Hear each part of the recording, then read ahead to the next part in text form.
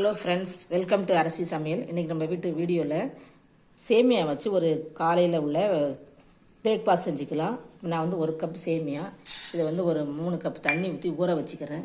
இது ஃபஸ்ட்டு நம்ம வறுக்கணும். வறுத்த சேமியா வந்தால் நல்லாயிருக்கும். இப்போ நான் ஒரு வானல் வச்சுருக்கேன், அதை வறுத்துக்கலாம்.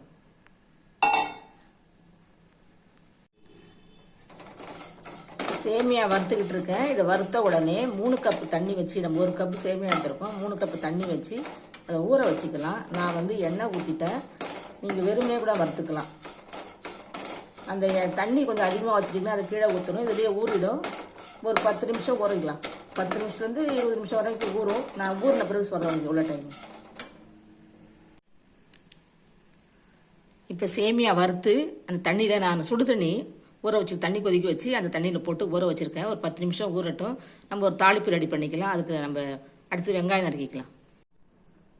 ஃப்ரெண்ட்ஸ், சேமியா நல்லா ஊறிடுச்சு. இப்போ வந்து நான் 2 கப் தண்ணி தான் சுடு தண்ணி கொதிக்க வச்சு ஊற்றிருக்கேன்.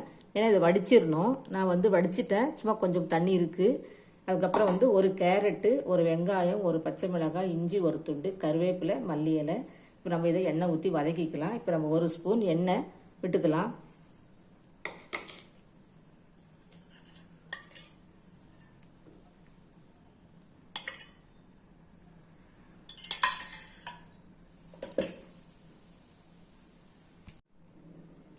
இப்போ எண்ணெய் காஞ்சதும் இந்த வெங்காயம், பச்சை மிளகாயெல்லாம் போட்டுக்கலாம். இஞ்சி,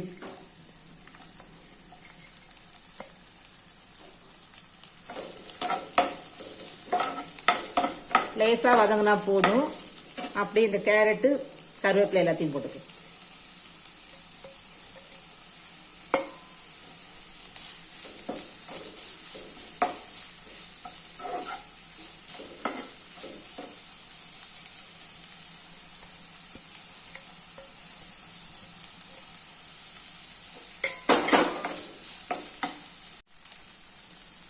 கேரட் வெங்காயம் வதங்கிடுச்சு. ஒரு 2 ஸ்பூன் தேங்காய் போட்டுக்கலாம்.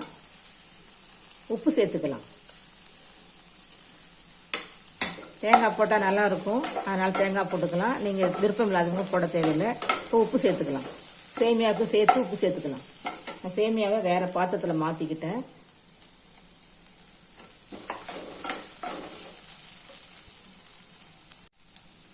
இப்போ நம்ம வதங்கினதை நம்ம சேமியாவோட சேர்த்துக்கலாம்.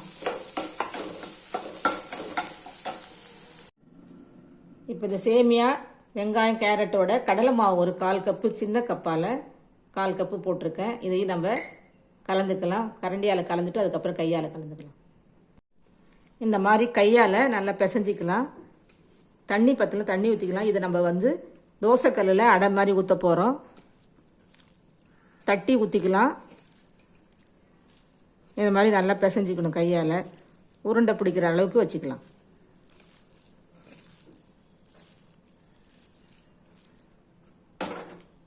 நம்ம கொஞ்சமாக மாவு எடுத்து இந்த மாதிரி நான் பேன் வச்சுருக்கேன். லேசாக தட்டிக்கலாம். தண்ணி தொட்டு தட்டிக்கலாம்.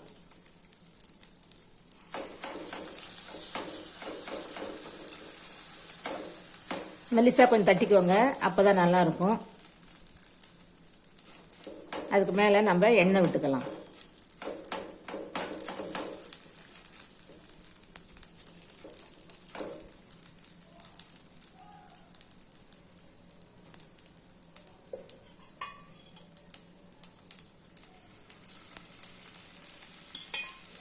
இப்போ நம்ம இதை மூடி வச்சுக்கலாம்.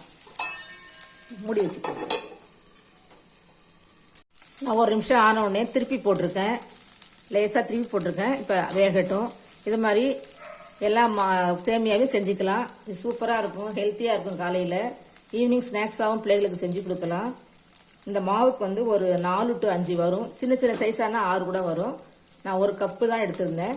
அது ஊற வச்சதால கொஞ்சம் நிறையா இருக்குது. மற்றபடி நம்ம போட்ட கேரட்டு, வெங்காயம் இதெல்லாம் சேர்த்து கொஞ்சம் நிறையா வந்துருக்கு. இந்த அடைக்கு, சேமியா அடைக்கு தேங்காய் சட்னி நல்லாயிருக்கும்.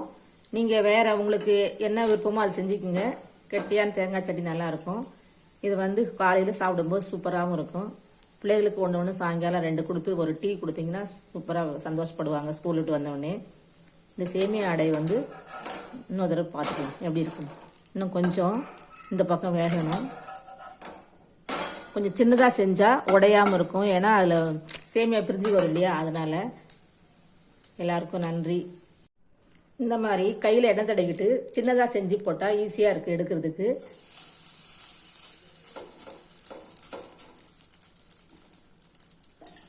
கையில் தண்ணி ஊற்றிட்டு எடுத்துக்கலாம்.